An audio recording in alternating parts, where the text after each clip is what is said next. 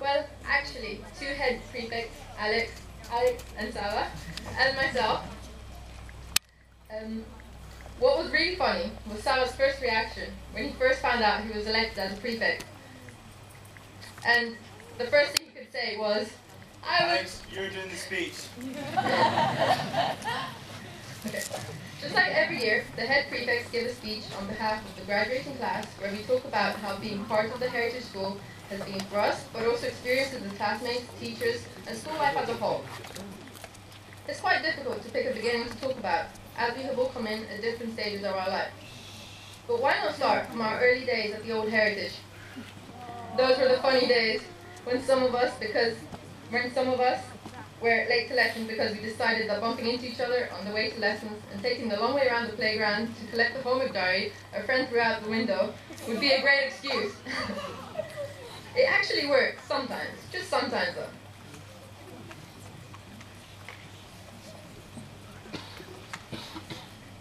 When you were little, did any of you think that life would ever change?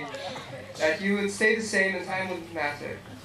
Ever since we became part of the secondary school, we saw every prize giving as that final school event that you'd have to get through before you could enjoy the summer. I don't think anybody thought we would one day be standing here ready to leave the small world the school has been to us. However, today did come, and as of tomorrow we will officially be former Heritage School students.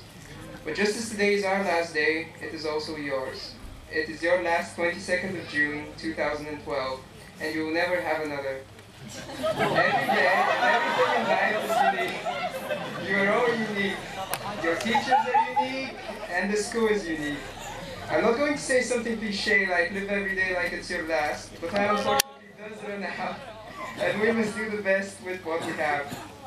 We have all enjoyed our time together in classes, study periods, hikes, debating with friends and teachers, and break times.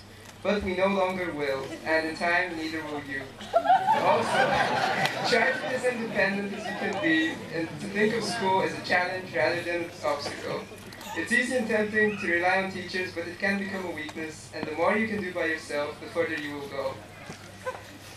Once again, some classes graduating, you might think, like we thought just a few years ago, but now it actually is us.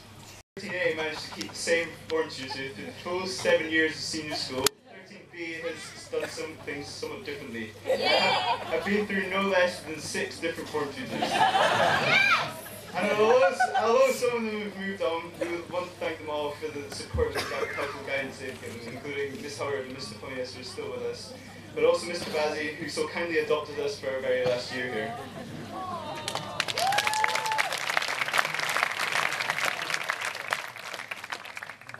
We can only imagine what it must have been like for our teachers, many of them who have been teaching us since year 7, or even before year 7 in some cases, who have had to put up with us for all these years, but also have seen us grow from small school children into adults.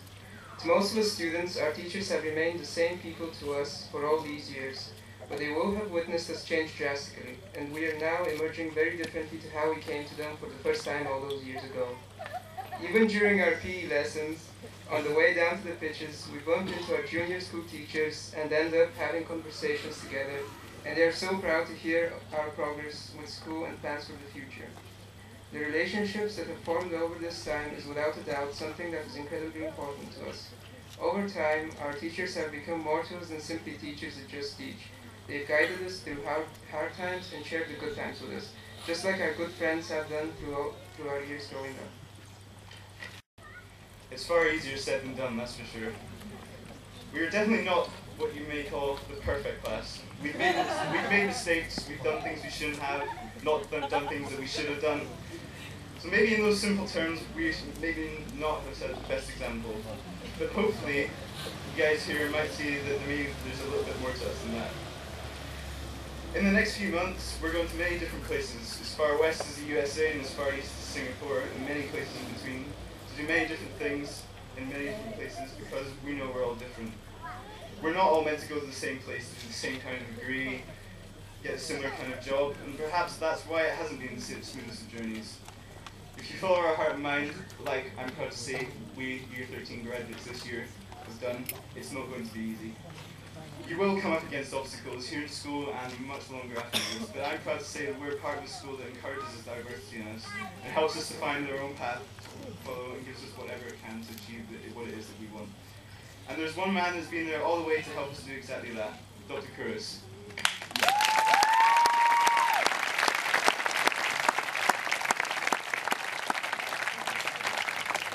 We're all so grateful for the hours that he spent with us, not telling us what direction to go in, but providing us with whatever we need to help us find our own paths for ourselves. Allowing us and trusting us to put on all sorts of events in the school, giving us the creative freedom to do the things that we believe are best for ourselves, our fellow students, and the school as a whole. I'm very grateful that I work with them together to help our children. Thank you very much.